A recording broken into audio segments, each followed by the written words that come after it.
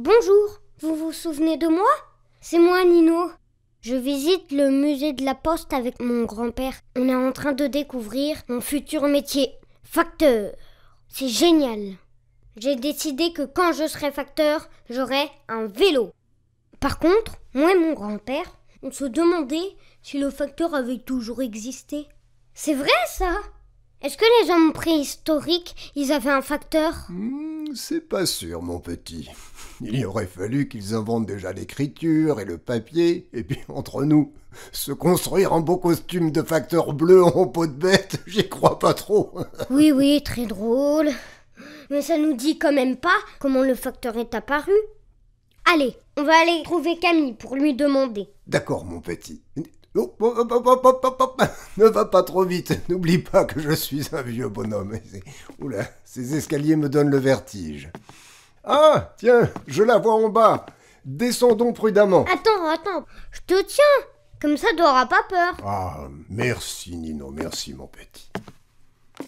Nous y voilà. Camille, c'est encore nous. Oui, je crois qu'on ne peut plus se passer debout, hein. Mais ça me fait plaisir. Camille, moi et grand-père, on se demandait si le facteur avait toujours existé. Très bonne question. Alors, le métier de facteur, à proprement dit, est apparu au XVIIIe siècle, à peu près. Ça ne veut pas dire qu'avant, on n'envoyait pas de lettres. Par exemple, au Moyen-Âge, c'était un messager qui apportait les messages à bon port. Mais il n'avait pas de vélo, lui, ni de moto, ni même de cheval. Il était à pied. Ouh là là, dis donc, ça doit être très fatigant. En effet. Et en plus, il était armé d'une pique pour se protéger des voleurs et des bêtes sauvages. Les bêtes sauvages? Mais oui, parfois, il devait traverser les forêts pour gagner du temps. Et là, il se retrouvait face à face avec un terrible loup qui voulait le manger en une seule bouchée. Mais non. Nino, il faut pas avoir peur du loup, tu sais. C'est un animal très gentil, même parfois un peu idiot. Tiens, j'ai une histoire qui va te permettre de dépasser ta peur du loup. Ça te dit? Comment refuser, Camille? Bien sûr que je veux une autre histoire. Très bien. C'est l'histoire donc d'un messager. Et comme tu peux le deviner, cette histoire se passe au Moyen-Âge. Notre messager devait apporter une missive extrêmement importante de la part du roi Louis IX à un seigneur habitant à l'autre bout du royaume. Le roi lui avait dit qu'il devait faire au plus vite. Alors, pour gagner du temps, le messager décida de passer par une forêt bien dense et sombre. Mais il n'avait pas peur, armé de sa pique qui le protégeait des voleurs et autres bêtes sauvages. Cela faisait déjà quelques heures qu'il marchait dans cette forêt obscure quand tout à coup, il se retrouva nez à nez avec un terrible loup. « Bonjour, homme, dit le loup, je vais te manger. »« Ah bon? Tu vas me manger ?» répondit le messager. « Mais qui es-tu, toi, pour vouloir me manger ?»« Ah bah drôle de question, je suis le loup, ça se voit tout de même. » Non, pas trop. Je trouve que tu ressembles plutôt à un chien, en fait, sans vouloir t'offenser. Un chien, mais pas du tout. Mon père était loup, ma mère était louve, c'est tout, c'est comme ça. Qu'est-ce qu'il te faut de plus? Non, oh là là, calme-toi, rien, très bien. Si tu es un loup, comme tu dis, d'accord, tu vas me manger. C'est toi le plus fort, le plus terrible, je m'incline. Par contre, j'aimerais que ça se passe vite, sans souffrance. Alors, je te propose que tu m'avales en une bouchée. Tu vas te mettre là, tout en bas de cette grande pente, la gueule bien ouverte, et moi, je vais courir très vite et me jeter, hop, entre tes crocs. Tu n'auras plus qu'à m'avaler aussi sec.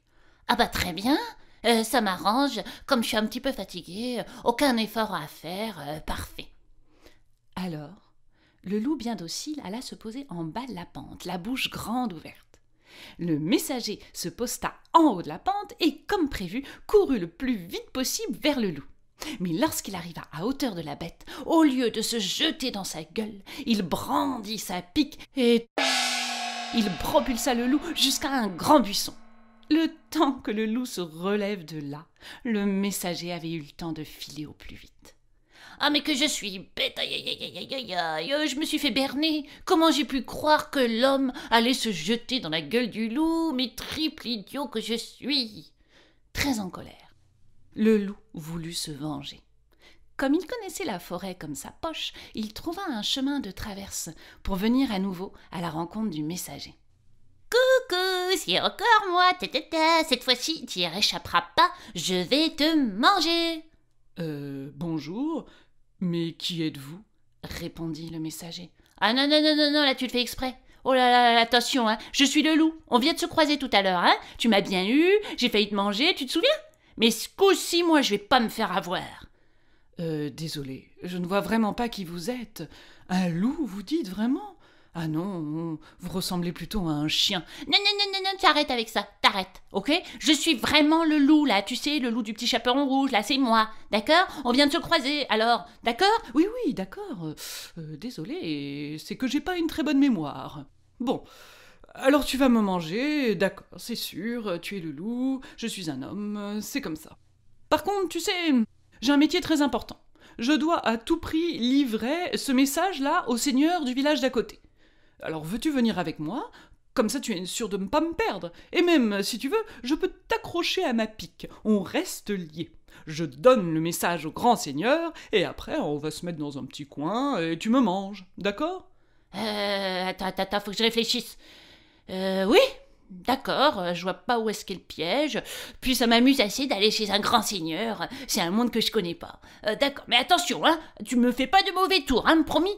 Promis, parole de messager royal. Alors, docilement, le loup se laissa attacher à la pique de l'homme et partit avec lui. En voyant le loup tenu en laisse par le messager, tous les chiens du village accoururent. Ouaf, ouaf, ouaf, ouaf, ouaf. Ils entourèrent le loup en se tordant de rire. Ouaf, ouaf, ouaf, ouaf, ouaf. Un loup traité comme un chien. La honte, regarde, hein, le petit chien à sa mémère qui est tenu en laisse. Ouaf, ouaf, ouaf.